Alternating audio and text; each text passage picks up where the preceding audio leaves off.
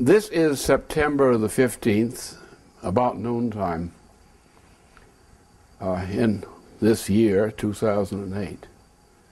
And this morning, internationally, from Japan to here, the international financial system has crashed, as I had been warning for some time. This is no ordinary financial crash, contrary to the lies from Washington, from the White House and elsewhere. This is a breakdown of the existing financial monetary system. There's been nothing like it in modern European history, in Europe or in the Americas, since the Dark Age of the 14th century. But these things can be handled and dealt with if you're sufficiently ruthless in doing what is necessary to protect humanity from the effects of what is really money running out. Now, our United States is especially capable of dealing with this problem because of our Constitution, a Constitution like no other nation has at present. It pretty much is the Constitution as read by President Franklin Roosevelt. But with that approach, even at this late stage, when the measures which I proposed a year ago, or more than a year ago, to be taken, which would have solved the problem, those measures were not taken, and the situation today is far, far worse than it was in July of 2007. But the problem can still be solved, but it requires immediate action. It requires a replacement of a lot of people in governing positions in the United States. Doesn't mean we throw them out the window. It means that we just don't pay any attention to them anymore. They're totally discredited. They've discredited themselves. What we're going to have to do is put the system immediately into bankruptcy reorganization under our Constitution and take immediate measures to ensure that necessary banks, that is the chartered banks, federal and state chartered banks, keep their doors open and function, and the full power of the United States central government will be behind the protection of the function of those banks. We're going to stop immediately all evictions of people from their homes, if they're residents in their homes. We're going to make new arrangements to keep them in their homes, to keep the communities intact, and to keep things in those communities functioning that are needed to function. For example, the state of California is completely bankrupt now. Its governor is a hopeless case. He's an idiot, a muscle-bound idiot, with probably some loose muscles these days. But so what you're about to see is something we had been working on for preparation, but it happened to come to its readiness for publication at just this time. And what the story is this. I was sent to prison by George Bush and his friends, that is George H.W. Bush, the father, who was a special kind of incompetent and who was working with people who've been trying to get rid of me ever since 1983, when President Reagan had announced the SDI, and I had been one of the key authors and initiators behind the SDI. And therefore, a few days or so forth after the president's announcement of the SDI, people went to work to try to eliminate me in any way they could, and some of it was, shall we say, potentially fatal. And so finally they got me into prison. Now at that point, as you will see in this report, I presented the alternative to the crash that was about to happen, the crash of the Soviet system, which I've been warning about for over 5 years. It came pretty much as I scheduled in broadcasting it earlier. But at that point I was put in the jug. And so what happened? Well, my wife, who was quite a talent in her own right, showed her talent by picking up the pieces in Europe and moving to save the world if possible. The measures she proposed concurred largely with those which were taken by Erhard Herrhausen, who was assassinated over this issue, and by Helmut Kohl, the Chancellor, who was willing to do the right thing at that time when most of the Social Democrats of Germany were not. But then the crushing blow came. Herrhausen was assassinated to eliminate him, to prevent this from happening.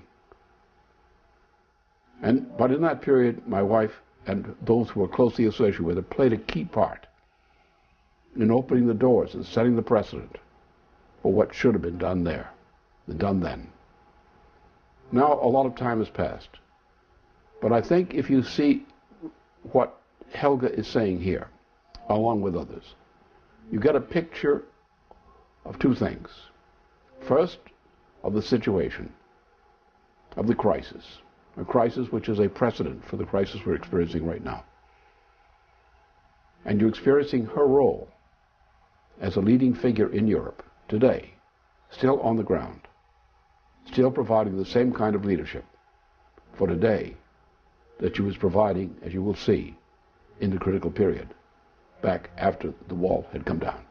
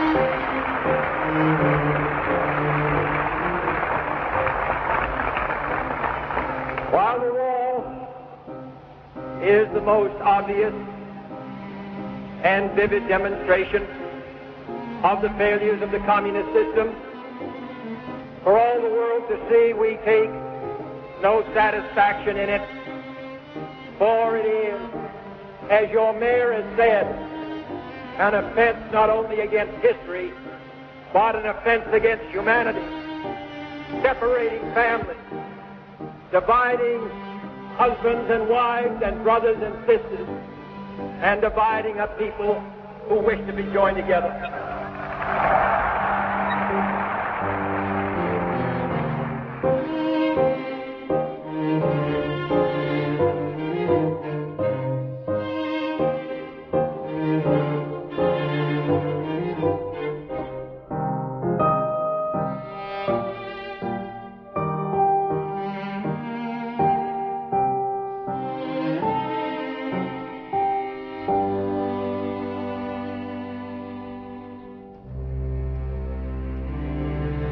If you seek liberalization, come here to this gate. Mr. Gorbachev, open this gate.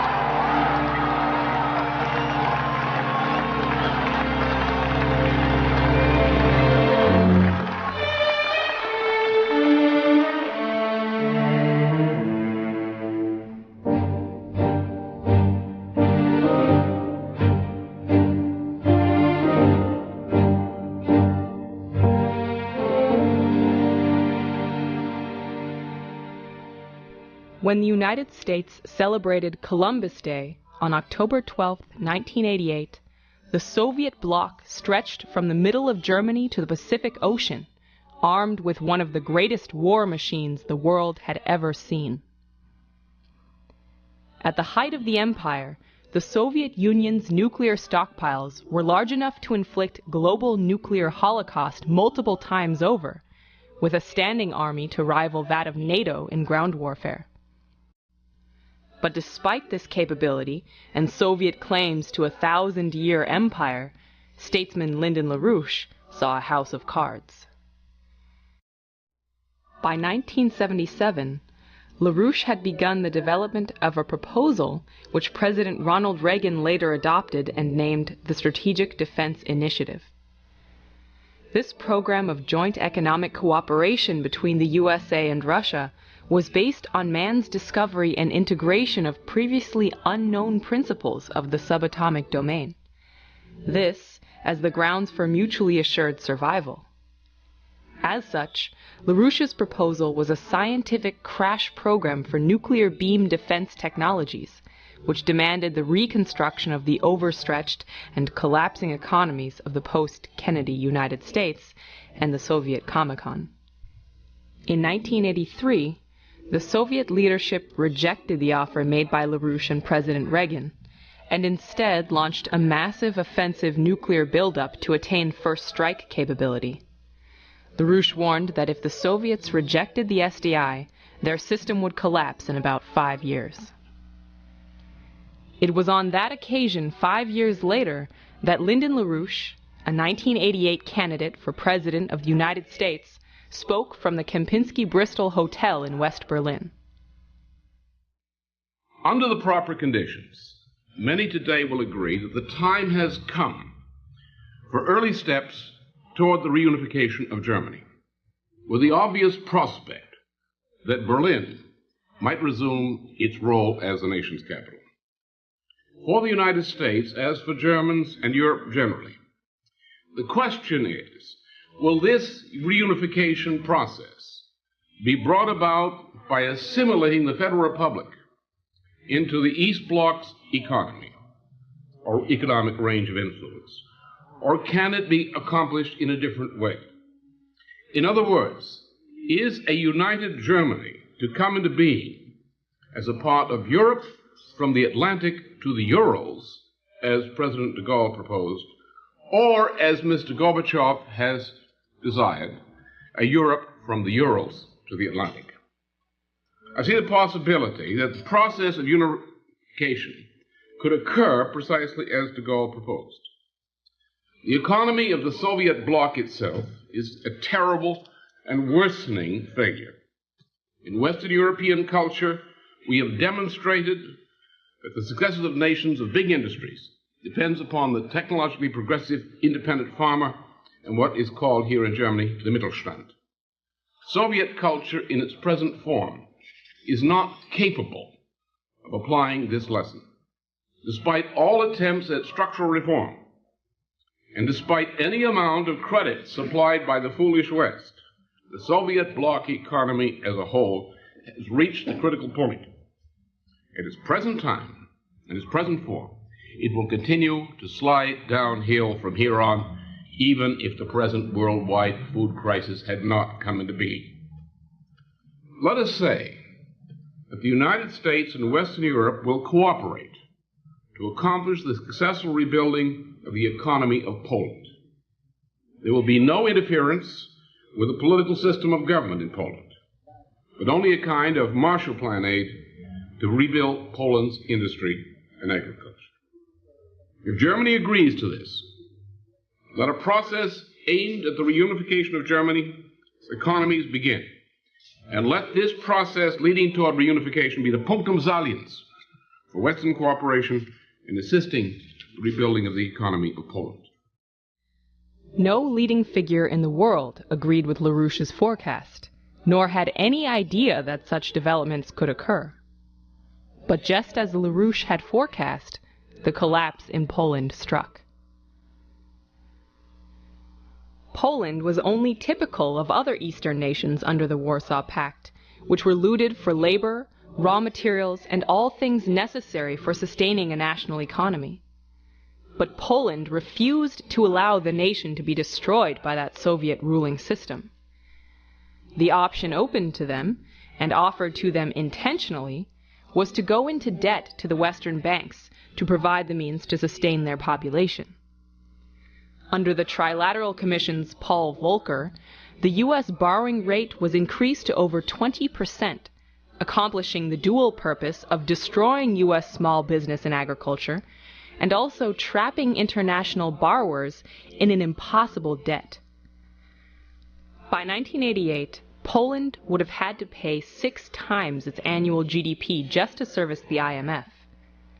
Polish miners, who were already exporting most of their goods, couldn't increase production under the Soviet policy of zero technological growth, and the agricultural output collapsed without adequate use of chemical fertilizers and modern farm equipment. The largely impoverished population was forced to go organic, while their minerals and raw resources were used for Soviet munitions, and their food and fuel was sold off to pay their Western debt.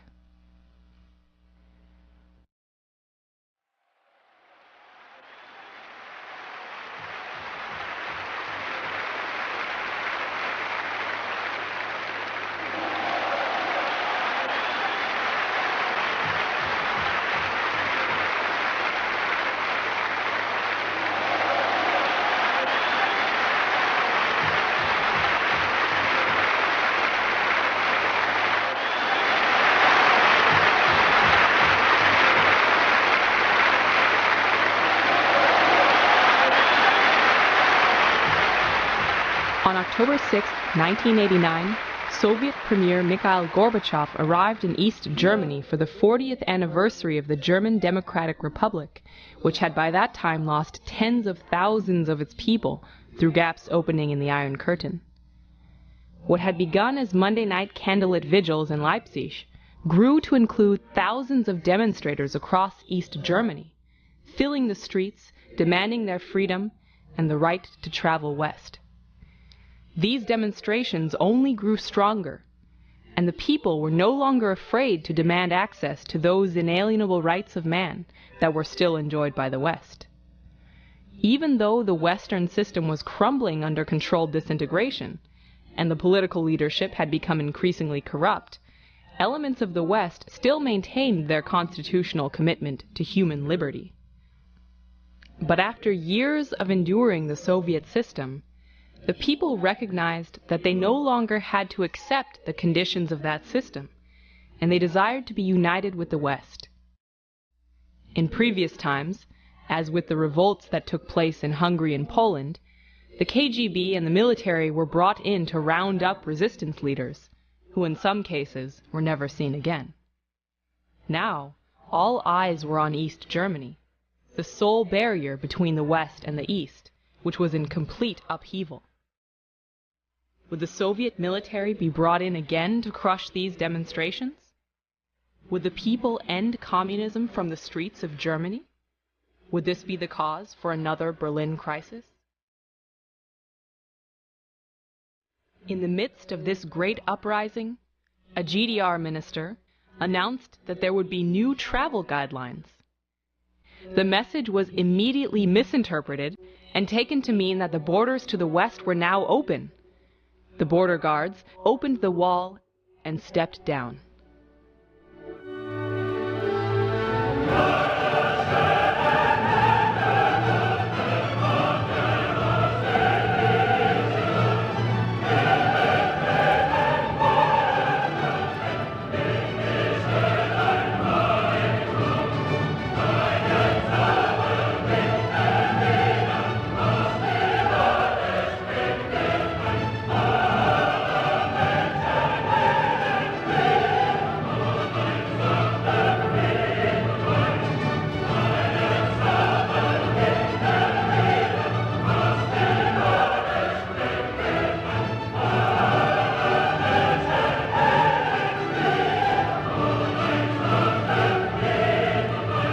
Dear Americans, I think you all have seen in recent days these extremely exciting moving pictures from Berlin.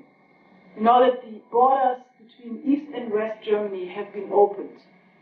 And the wall in Berlin, while it is still there, has practically come down. When this happened on the joyful 9th of November, in the first evening, 100,000 people immediately came over from East Berlin to West Berlin to taste what the new freedom would look like.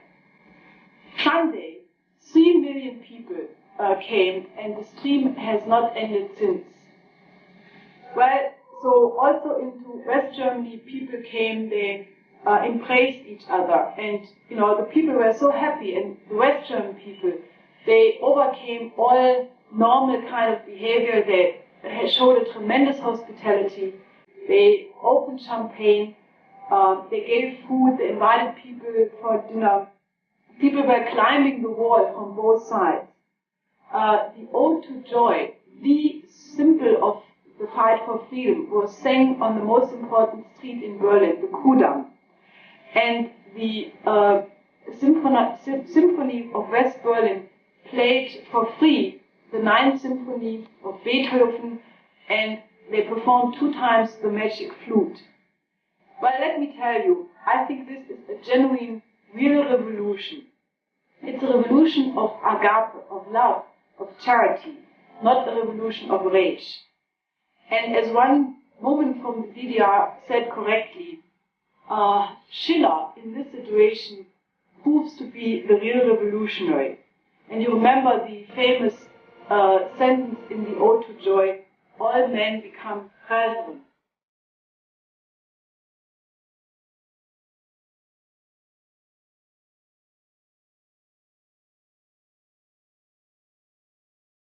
The opportunity that LaRouche forecast in his 1988 address had arrived, catching every major leader in the West and East completely by surprise. The moment had also arrived for the sane elements in the West to seize this opportunity and immediately offer their hand for Eastern debt relief, reconstruction, and growth. Germany, which had been divided since the end of World War I, was now in a position where under the right leadership it could resume its position as a leading power in Europe and the world. A historic moment that had not existed since German unification under Chancellor Otto von Bismarck was the immediate political reality of the time.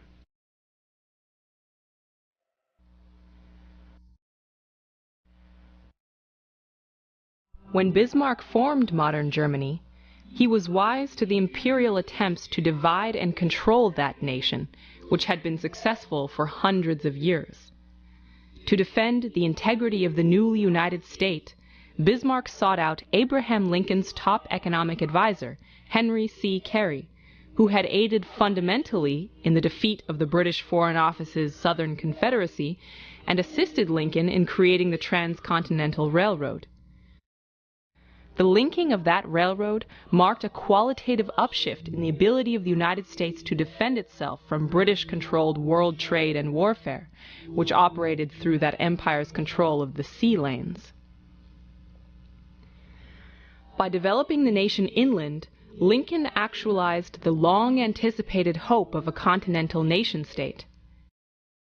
Bismarck, himself a Republican, saw those measures taken by the United States and knew that this development had to be brought to bear to advance the cultural and economic defenses of the German nation, and to root out those traditions of oligarchism that had poisoned and disintegrated Europe for centuries.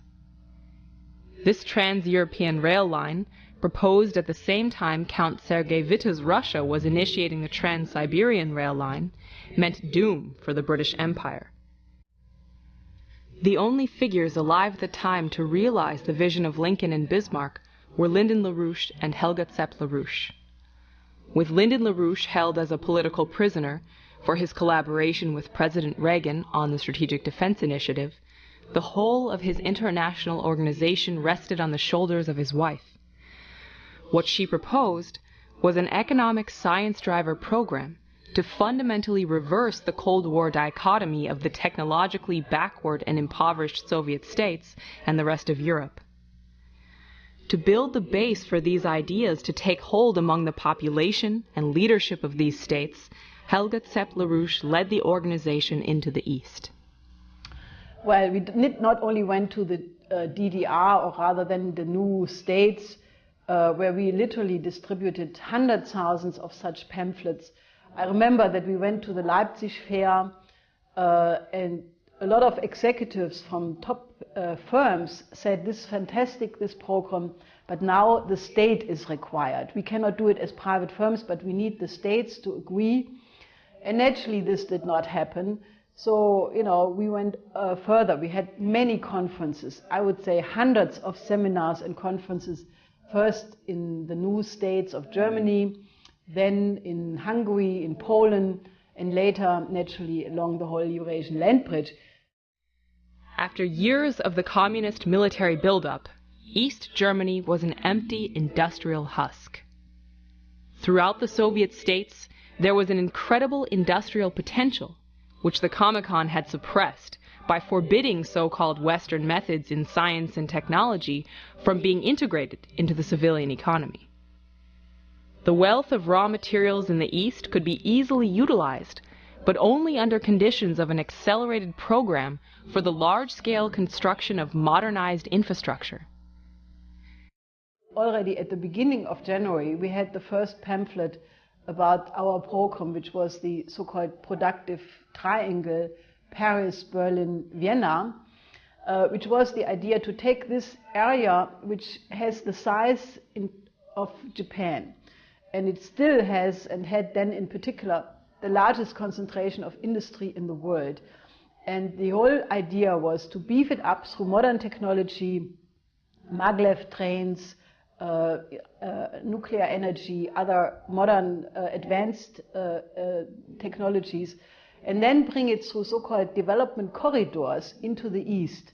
One corridor connecting Berlin with Warsaw, another one with Kiev, another one into the Balkans, and that way have a kind of a Marshall Plan for the development of the East. I don't want to use this word Marshall Plan, I'm just using it as a reference for a reconstruction program.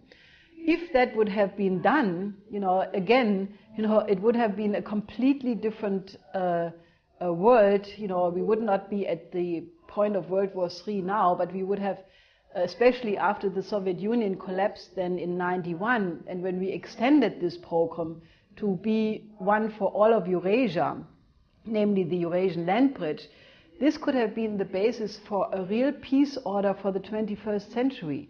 It would have changed the East-West relationship in a completely different way, and it's a big tragedy that it was not used. The failures of the communist system, which were aggravated by Gorbachev's flirtatious foray into British liberal economic reforms, had caused the collapse of the Soviet bloc.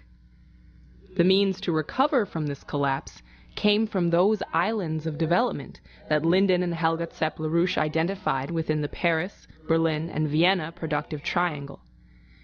This was the area typified by the best traditions in Europe, of Gottfried Leibniz and Jean-Baptiste Colbert, whose vision for the nation-state republic was now being transmitted back into the region through LaRouche. This core of productive potential in Europe was intended to drive the development of the Middle East, Africa, and other nations who were in sore need of growth. The core of the project is the curved triangle with apexes in Paris, Berlin, and Vienna, all connected through a network of high-speed maglev passenger and freight lines. The area of the main triangle encompasses the most densely productive area in the world. Helga Zepp-LaRouche's proposal calls for the expansion of the main lines throughout the entirety of Europe and Asia, with corridors stretching out into Siberia, Northern Africa, Southwest Asia, and Southeast Asia.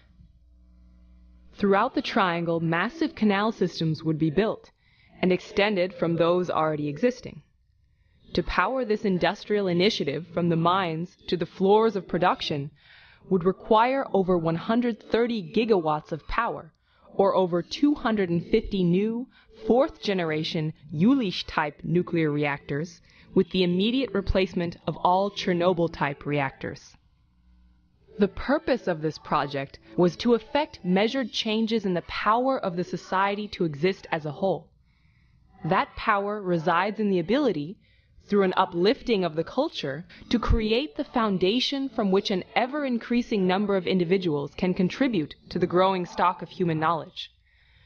A project of the sheer magnitude of what Helga Zepp-LaRouche fought to implement in 1989 and throughout the 1990s would have forced the question of increasing the rate of increase of made discoveries and technological attrition in a time frame spanning only a few generations.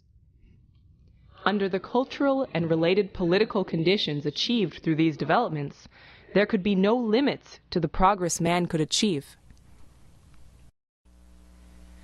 The ideas that Helga Zepp-LaRouche brought to the East were echoed by Chancellor Helmut Kohl and his top economic advisor Alfred Herrhausen, who called for a credit bank for reconstruction based on Franklin Roosevelt's New Deal Reconstruction Finance Corporation. Helmut Kohl, only days after the wall came down, gave an address to the West German Bundestag, announcing a 10-point program to reunite the Eastern and Western governments and build the historic rail route from Paris to Berlin to Warsaw to Moscow, along the same line proposed nearly a century before, which had provoked that violent reaction by the British, better known as World War I. This speech marked the first time since the post-war Versailles Treaty that the government of Germany had initiated a sovereign policy decision for the betterment of their nation without consulting France, Great Britain, or the United States. Kohl's actions shook the foundations of the Western establishment. You see, in history, many periods, for some periods you think you cannot really change things. But there come moments in history where old orders are collapsing. And when the communist order collapsed, it would have been possible to completely change everything. But you needed somebody with a vision, with the courage to do it. And I think he would have had the support of the peoples of Eurasia, or of Europe at least. And it would have been possible to outmaneuver the geopolitical games of Thatcher, of Mitterrand, and to a certain extent also of Bush Sr. British Prime Minister Margaret Thatcher and other parts of the imperial establishment were used to launch a brutal assault against Kohl's Germany to uphold the British balance of power. Kohl announced to Thatcher that not even she could stop the Germans from pursuing their destiny as a nation. Beside herself with rage, Thatcher stamped her feet and screamed, "That's what you think."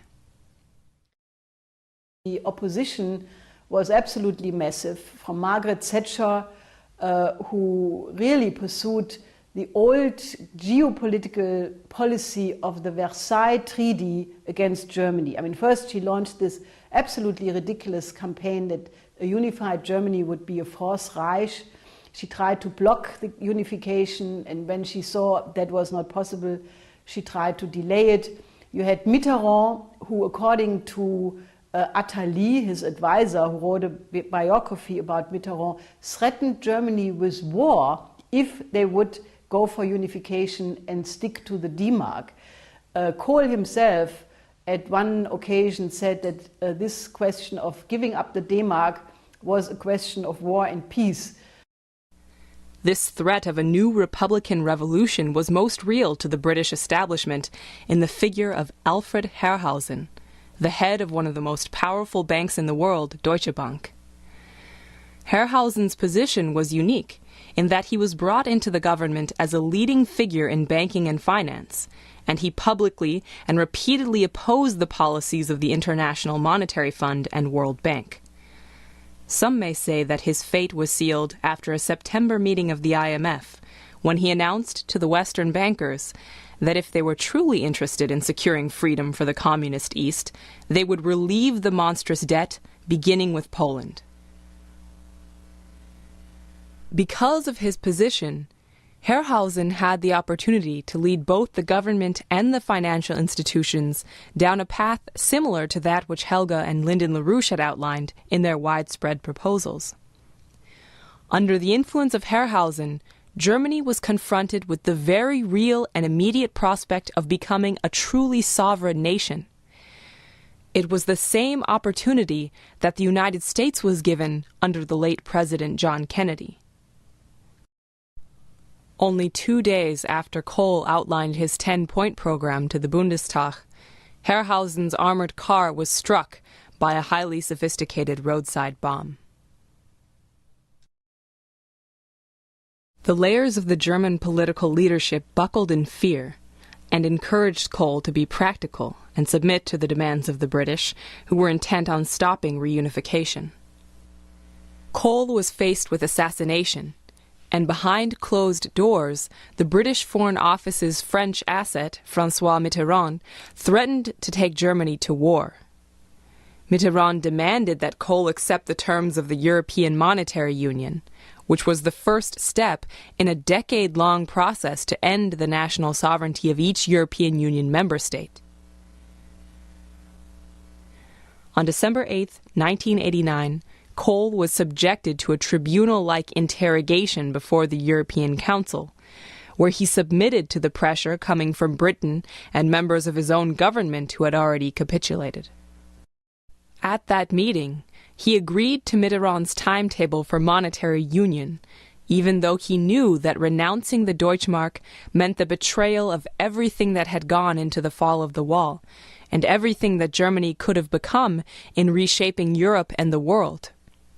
In his memoirs, Kohl wrote that this was the darkest hour of his life.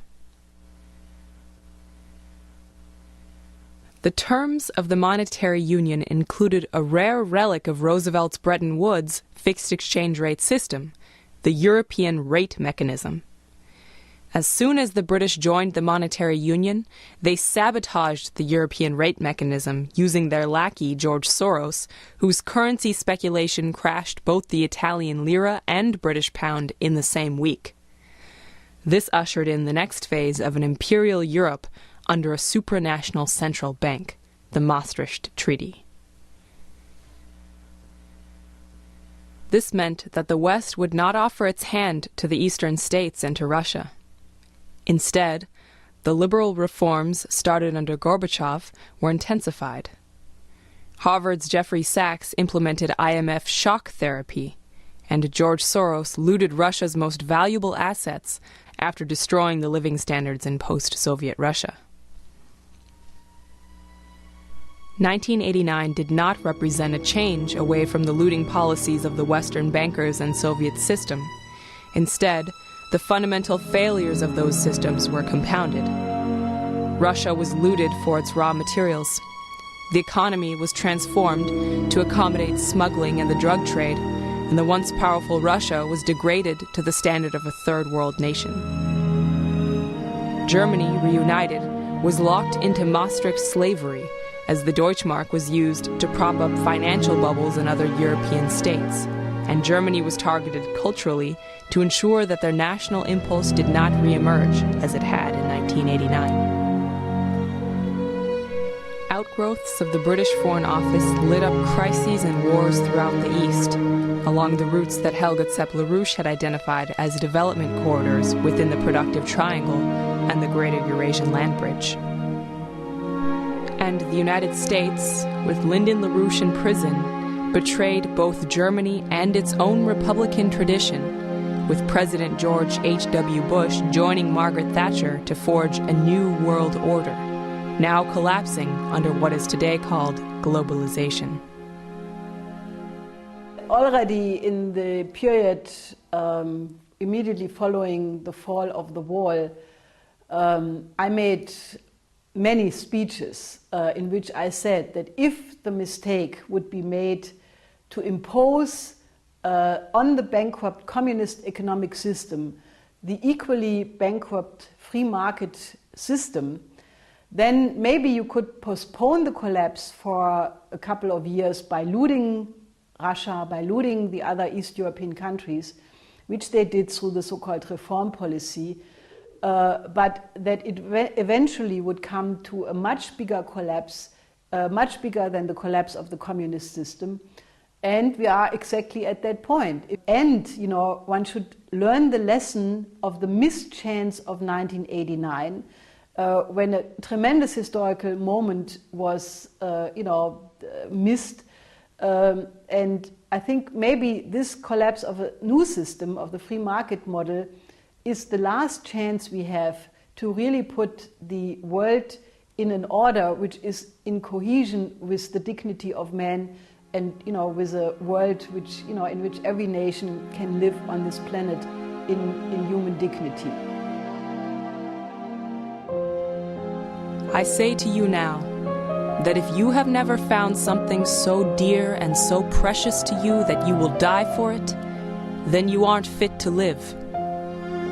You may be young or old, and one day some great opportunity stands before you and calls upon you to stand up for some great principle, some great issue, some great cause. And you refuse to do it because you are afraid. You refuse to do it because you want to live longer. You're afraid that you will lose your job, or you're afraid that you will be criticized, or that you will lose your popularity, or you're afraid that somebody will stab you, or shoot at you, or bomb your house. So you refuse to take the stand. Well, you may go on and live until you are 90, but you are just as dead then as you would be at 90. And the cessation of breathing in your life is but the belated announcement of an earlier death of the spirit. You died when you refused to stand up for right. You died when you refused to stand up for truth. You died when you refused to stand up for justice.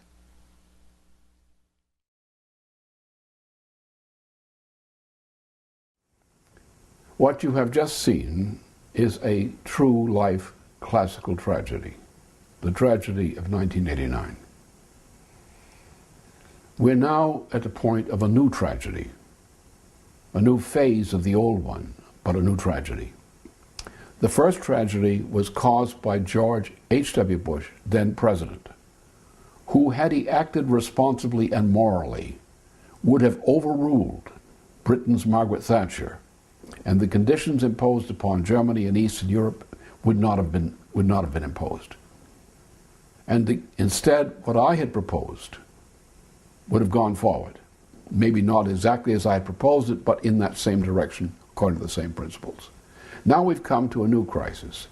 Now the entire planet is threatened with an immediate international economic breakdown crisis. Something comparable to the Middle Ages, to the New Dark Age of the 14th century. Absolutely similar. Again, we have a president of the United States called Bush, and his administration is key in setting up the world for the greatest catastrophe in known history since the Middle Ages. Worse than any war beforehand. Can we get out of it?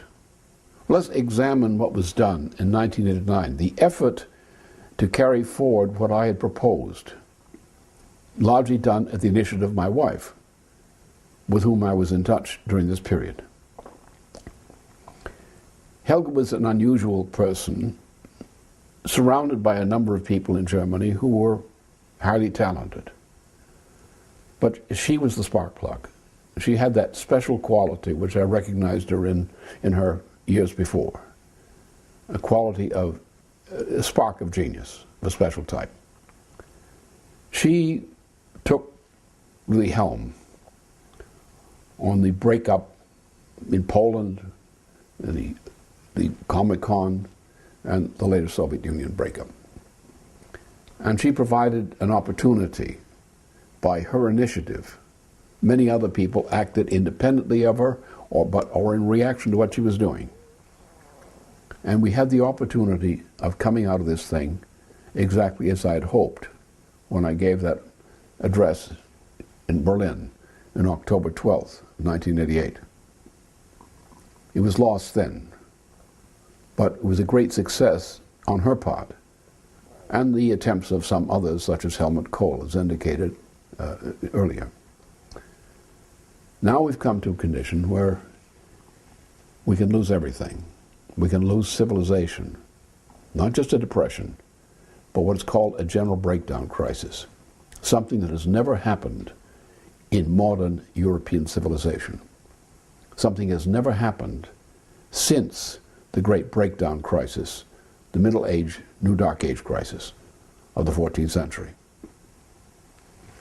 Now we face a situation in which the current President of the United States, the son of the father who created the first mess, and his administration is in the process of destroying the United States through this financial looting operation run from London and similar places. Do we have the ability today to stand up and to reject this threatened crisis as we tried to, or Helga tried to, and others back in 1989?